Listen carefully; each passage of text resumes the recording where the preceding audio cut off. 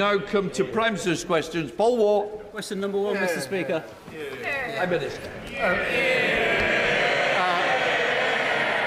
Thank you, Mr. Speaker. This Saturday.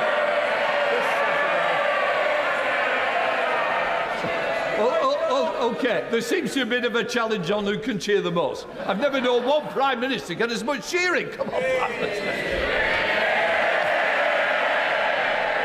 I think they were cheering more, Mr. Speaker. Quite right, too. This Saturday marks the 77th birthday of our National Health Service. And I want to begin by thanking our dedicated NHS staff for their service. And in that 77th year, I'm proud that this Labour government has delivered 4 million extra appointments, 1,700 more GPs, and the lowest waiting list for 2 years. Mr. Speaker, the Labour Party is proud to have been the party that created the NHS, and tomorrow we're announcing our 10-year health plan to build an NHS fit for the future so that in many years and decades to come we can still proudly celebrate the anniversary of the NHS. Mr. Speaker, may I also wish England and Wales the best of luck in the Women's Euros. And, of course, congratulate England's under-21s on retaining the Euros. Mr. Speaker, this morning I had meetings with ministerial colleagues and others. In addition to my duties in this House, I shall have further such meetings later today. Thank you, Mr. Speaker. When this Labour government extended free school meals to 500,000 more children last month, Laura, a working mum in Rochdale, told me it would save her £500 a year. She said, "I'm over the moon, only Labour would have done this." Does the Prime Minister agree with me that people voted Labour a year ago not just for change but for hope, and that cutting child poverty is the moral mission of this government to help every child in this country? Mr. Speaker, I'm really proud that we extended free school meals for another 500,000 children, including Laura's. And it's people like Laura that we have in our mind's eye and giving children the best start in life. And I think the Child Poverty Task Force visited Rochdale recently and will continue to back parents like Laura. But, Mr. Speaker, we've already started not just free school meals being rolled out, free breakfast clubs, extending childcare. That's real change under this Labour government. Leader of the Opposition, Kemi Badenoch. Mr. Speaker, can I first of all take this opportunity to congratulate the member for Rochdale for being the toady of the week, helping the Prime Minister. We all know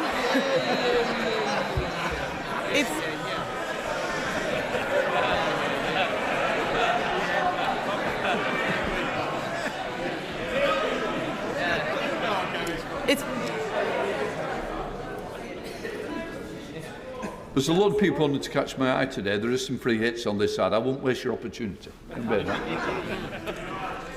It's been a difficult week for the Prime Minister. So let's start with something simple. Can the Prime Minister tell the House how much his welfare bill is going to save? Prime Minister. Mr. Speaker, let me start by saying free school matters on this side of the House. Mr. Speaker, in relation to welfare, what we delivered last night was a bill which ends mandatory reassessment of those with severe disabilities. That is the right thing to do. It rebalances universal credit. That is long overdue, and it sets out a pathway to reform of PIP. Mr. Speaker, it's consistent with the principles I set out throughout. If you can work, you should work. If you need help into work, the state should provide the help. The system that they broke doesn't do so. And if you can't work... I think there's one or two I can spot immediately. Usual voices, same names, please. It's too early to leave the chamber. Prime Minister. And, Mr. Speaker, if you can't work, you must be supported and protected. The reformed welfare system that we're putting in place will be better for individuals, better for the taxpayer and better for the economy. Kemi Badenoch. Mr. Speaker, I don't think the Prime Minister actually watched what happened in the House yesterday. His bill was completely gutted. A U-turn in the middle of the debate, removing Clause 5. Where on earth was he? The reason why he can't answer the question is because he knows it doesn't save any money. It's going to cost millions. This is the first Prime Minister in history to propose a bill to save money who ended up with a bill which costs money. So if the bill doesn't cut welfare spending, can the Prime Minister tell the House how many people it will get into work? Well, Mr. Speaker, I'm glad she asked that because it gives me the opportunity to say we've already started changing the job centres and investing in support back into work. The Trailblazer scheme, which is doing exactly what she asked me, which is getting people back into work. The bill last night will help people back into work, and of course the Timms review is ongoing. But I tell you what won't help people back into work, what won't help control the costs, and that is voting to keep the broken system. And that is what they did last night. Everybody in this House accepts that the current system is broken. It invites the question, who broke it? They broke it. And last night, they voted for the status quo. The broken system is their policy. That won't help individuals, taxpayer, and it certainly won't help the economy. Mr. Speaker, I'll tell him what we did on welfare. Yes, they can laugh. While they're laughing, they don't know my party delivered the biggest reform of welfare in government. We got record numbers of people into work, including millions of disabled people, and we cut the deficit every year until COVID. The fact is, we're not scared of doing difficult things on this side of the House. We got people back into work. What he forgets is that since the election, since he became Prime Minister, an additional 1,000 people a day are signing on to incapacity benefits. That is 50% more than under us. 50% more than under us. And, Mr. Speaker, astonishingly, because of the mess they made yesterday, because there are no more savings, sickness benefits alone are set to rise to £100 billion on his watch. He cannot reduce that now. Mr McKee, I think we've had a run-in before. I certainly don't want any more. Seriously. You're obviously not getting your timing right because I can hear your voice every time. I'll start again, Mr. Speaker. Sickness benefits, louder for those at the back, sickness benefits are set to rise to £100 billion because of their mess. They cannot now reduce it. They can't reduce it because after last night's humiliating U-turn, we know he cannot control his MPs. They're cheering now, but you signed the amendment. Over 100 people signed that reasoned amendment until the bill was completely gutted. He said that he would take the difficult decisions, but isn't the reality that he is too weak to get anything done? Mr. Speaker, I'll tell them what they did to the welfare system. They broke it. And it's the same as the NHS. What did they do? They broke it. Same as the economy. What did they do? They broke it. They broke everything that they touched. And now she describes the broken system that we are trying to fix. What did she do? She voted against fixing the system that they broke. And I'll tell you, Mr. Speaker, and spell that out, they voted last night for the system that is keeping 1 million young people not learning or earning. That is a disgrace of their system. They voted for a system where we have 3 million people out of work on ill health, and they voted for that system. We're fixing it. We're clearing up the mess that they left, just like we're clearing up the NHS and the economy. He's got some brass neck. Has he read the papers this morning?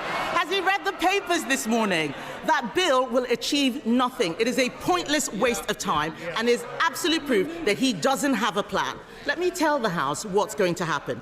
In November, the Chancellor is going to put up our taxes to pay for his incompetence. We on this side of the House know that you can't tax your way to growth. But people out there are frightened. Yes. These are the same people who cheered when they talked about the NI rise and the jobs tax. Why are they complaining now? People out there are frightened. Can he, Mr. Speaker, can he reassure them by ruling out tax rises in the autumn budget? Prime Minister. Mr. Speaker, she knows that no Prime Minister or Chancellor ever stands at the dispatch box and writes budgets in the future. That isn't what they did, it isn't what we did, and she knows it. But she talks about growth. For 14 years, we had stagnation, and that is what caused the problems. And I'm really pleased, Mr. Speaker, to show the progress that we're making. I can update the House. Last week, Amazon put in £40 billion of investment into this country, one of the biggest investments of its time. That brought the inward investment to £120 billion in the first year of this Labour government. Mr. Speaker, I can also tell the House that business confidence is the highest for 9 years. That's longer than the whole time that the leading opposition's been in Parliament. And the figures this week demonstrated and showed we had the fastest growth in the G7 in the first quarter of this year. What a difference to the mess they left. That's the difference a Labour government made. Kemi Badenoch. Mr. Speaker, he talks about jobs. Unemployment has risen every month since Labour took office. Has he spoken to Nissan, by the way, and looked at what's happening there? This man has forgotten that his welfare bill was there to plug a black hole created by the Chancellor. Instead, they're creating new ones. They're creating new ones. She looks... Mr. Speaker, she's pointing at me. She looks absolutely miserable. Labour MPs, yeah, she looks absolutely miserable. Labour MPs, they can point as much as they like. The fact is, Labour MPs are going on the record saying that the Chancellor is toast, and the reality is that she is a human shield for his incompetence. In January, he said that she would be in post till the next election. Will she really? Prime Minister. Well, she certainly won't. Mr. Speaker, I have to say I'm always cheered up when she asks me questions or responds to a statement, because she always makes a complete mess of it and shows just how unserious and irrelevant they are. But she talks about the black hole. They left a £22 billion black hole in our economy, and we're clearing it up. And I'm really proud, Mr. Speaker, that in the first year of a Labour government we got free school meals, breakfast clubs, childcare, got £15 billion invested in transport in the North and the Midlands. With cutting regulation, planning and infrastructure is pounding forward, building 1.5 million homes, the biggest investment in social and affordable housing. And of course, Mr. Speaker, the 3 trade deals. Remember the ones that they couldn't get, including the US trade deal. On Monday, those tariffs came down. That secured the jobs at JLR. That's who we care about on this side of the House. How awful for the Chancellor that he couldn't confirm that she would stay in place. Yeah. He talks about this year in office. This week marks the first anniversary of Labour coming into office. And let's have it. Yes. The whips can't get them in the lobbies, but they can get them to cheer at the right time. Yeah. The fact is, his own MPs are saying this government is, and I quote, incoherent and shambolic. That's Liverpool Wavertree that said that. I could go on and on. But the fact is, it's been mistake after mistake after mistake. There is no plan to get people into work. There is no plan to cut the welfare budget. There is no strategy. There is just a series of humiliating U-turns like winter fuel, like grooming gangs. Mr. Speaker, what's really shocking is that every other party in this House voted for even more welfare spending yesterday. Yes, those MPs behind him and the Lib Dems and Reform. The Conservative Party believes that this country needs to live within its means.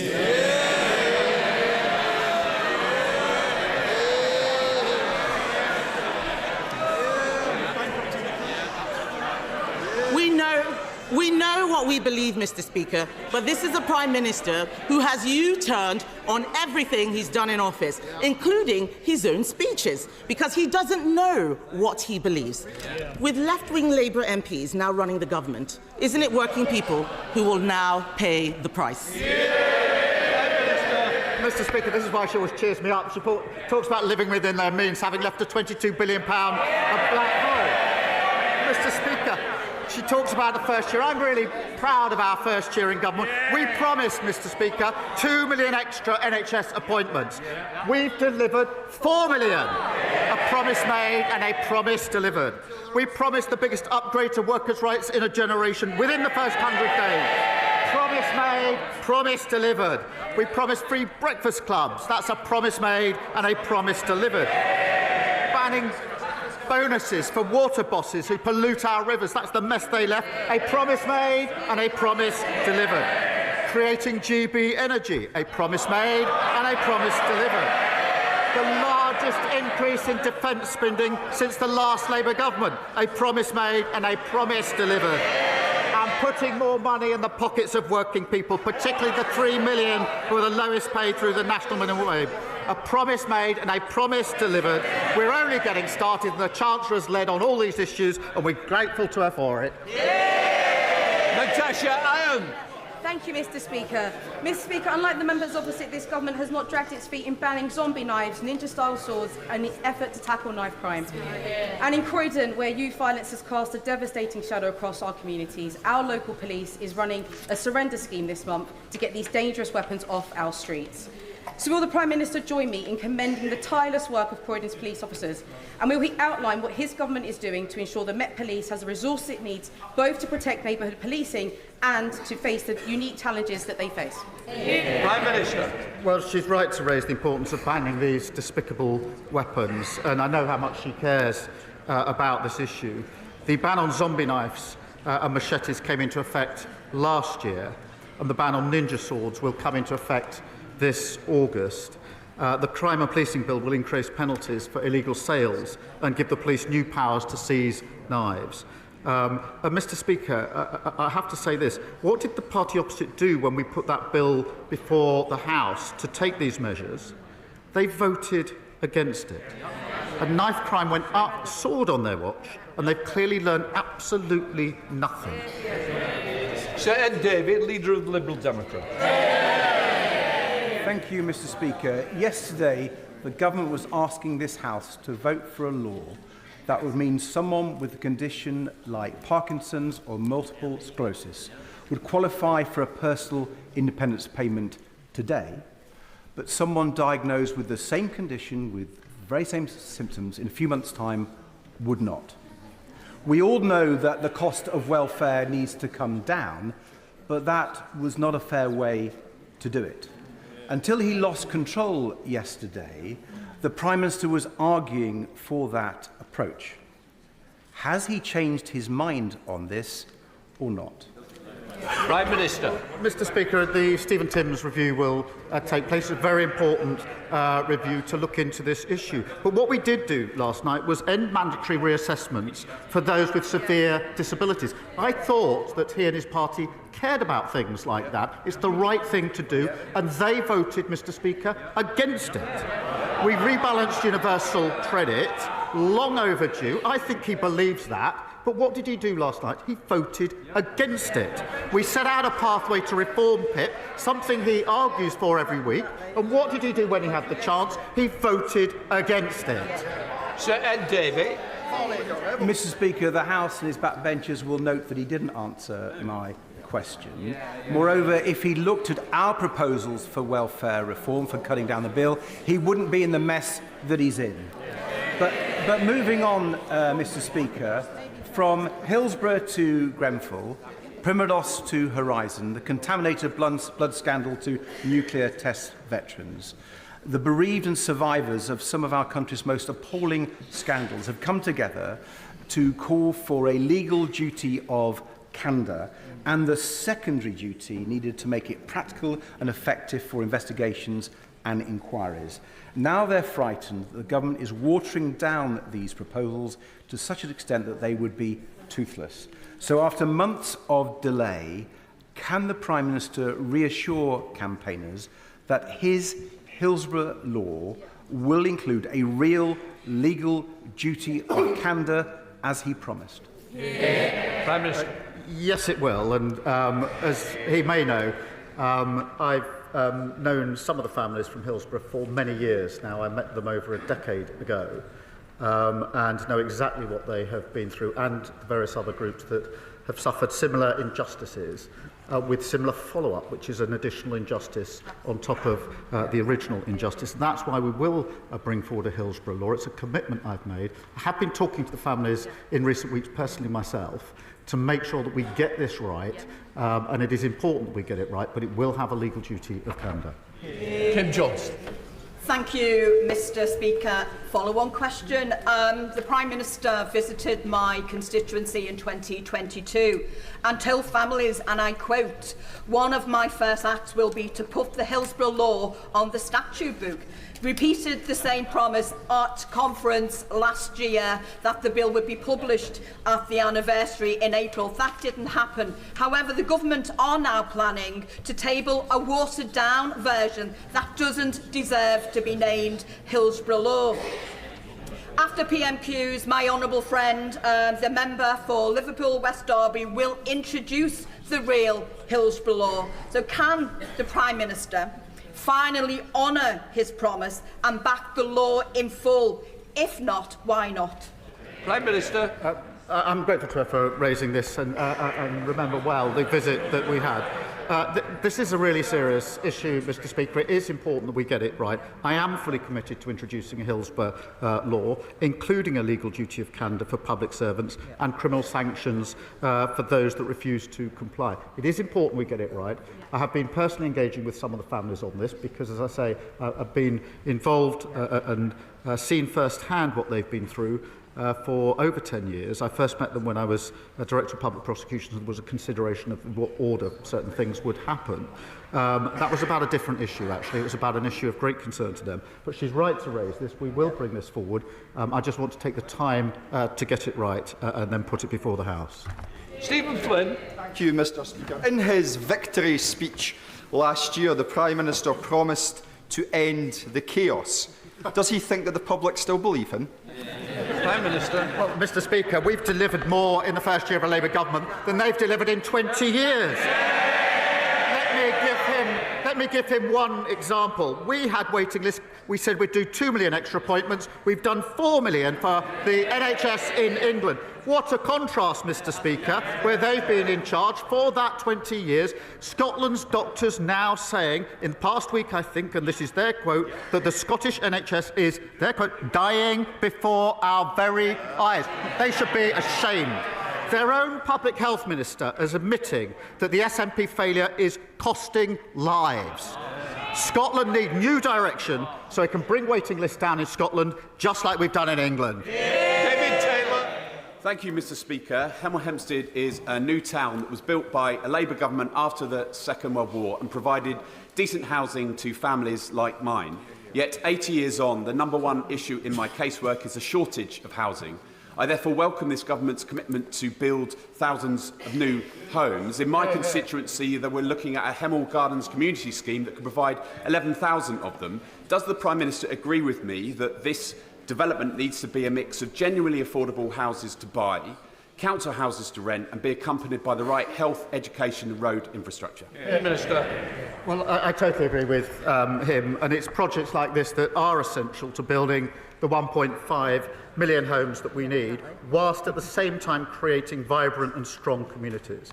Mr Speaker, in keeping with the Attlee legacy, we're supporting 47 locally led garden communities to deliver tens of thousands more homes, and of course delivering the biggest boost to social and affordable houses in a generation. Mr McCleary. Thank you, Mr Speaker. On Monday afternoon this week, a 4-year-old girl was seriously injured after being hit by a car on Lewis Road just off the A259 in Newhaven in my constituency. I can report to the House that she's recovering well in hospital. Residents in Newhaven, Seaford and nearby Sussex coastal towns have been warning about how unsafe these roads are. Indeed, the County Council submitted a fully costed plan for safety improvements on the A259 to government, but funding remains blocked. So I'm asking, or appealing to the Prime Minister directly, will he personally intervene to unblock the funding needed to make the A259 and surrounding roads safer to ensure there is never a repeat of an incident like this? Prime Minister. Well, I'm very sorry to hear of the incident that he quotes, and my sympathies with the family, and I think I would send the best wishes of the whole House to the family and to the little girl. He speaks about this A259. I do hear a lot about this road because it runs through the constituency of my honourable friend for Brighton, Kemp Down and Peacehaven. And I know it needs addressing, and I know how strongly they've both been raising this and campaigning on it. A decision is going to be set out shortly. I think he has met the Roads Minister, but I'll make sure that he's kept fully updated of developments. Olivia Bailey. Thank you, Mr. Speaker. I am proud to represent thousands of people working in the defence sector. Ordinary people doing extraordinary jobs to keep our country safe. And I was delighted that the Defence Secretary recently joined me in my constituency to mark this government's £15 billion investment in the atomic weapons establishment. Does the Prime Minister agree with me that our commitment to defence sector investment is vital not just for our national security, but for jobs, opportunity and growth in constituencies like Reading West and Mid-Berkshire? Prime Minister. Well, I pay tribute to her, and she's a fantastic advocate for her constituents. She's right to highlight the important work by the defence sector in her constituency and, of course, right across the United Kingdom. We are investing £15 billion in our sovereign nuclear warhead programme. That will support, Mr. Speaker, nearly 10,000 jobs, including many in her constituency. And that's the defence dividend in action, a historic boost to defence spending, represented and reflected in good, well-paid jobs across the United Kingdom. Adrian Ramsey. Thank you, Mr. Speaker. Given that the government appears to be in listening mode, will the Prime Minister agree to scrap other measures that are pushing more people into poverty, such as the cruel two-child benefit cap and the harsh and totally unacceptable cuts to universal credit for ill and disabled people, which remain in yesterday's dog's breakfast of a bill? Prime Minister. Well, Mr. Speaker, I don't want to be ungenerous, but I don't think I'm going to be listening to him or his party. They were the ones that put an £80 billion unfunded tax commitment before the electorate of the last election. And they're the ones that talk about change and clean power, but every single time there's an infrastructure project or there's any change that's needed, they block it, including in their own constituencies. Joe White. Thank you, Mr. Speaker. Whilst we all revere the football stars of the past, many are struggling with welfare issues, including organised financial fraud and head injuries linked to the onset of dementia. May I give the Prime Minister this letter on player welfare from 303 former players? Local champions like John Stiles and international superstars including Kevin Keegan and Graham Souness have signed it. Would he agree to request to meet a group of ex-players as cited in the recent letter to the Prime Minister from one of his heroes, Michael Thomas, who of course shone when he played for Arsenal and Liverpool?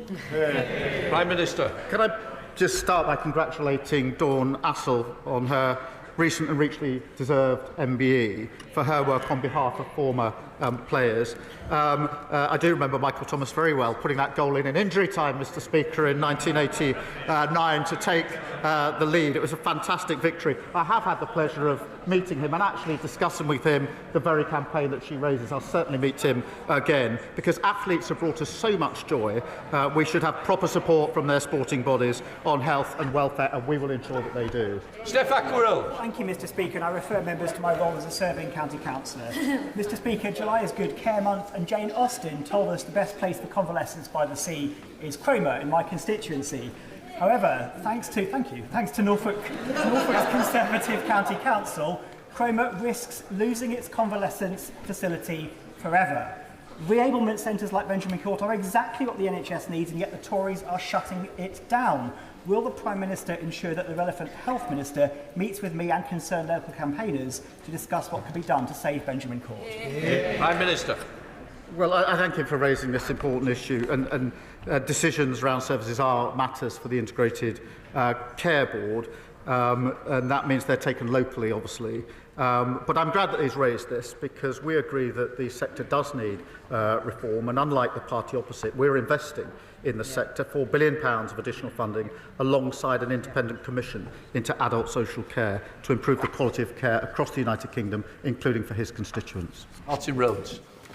Mr. Speaker, figures from the British Transport Police show a staggering 47% rise in violence and serious public order offences against rail staff between 2021 and 2024. This epidemic of violence was allowed to escalate under the previous Conservative government, which failed to act while frontline workers were increasingly put at risk.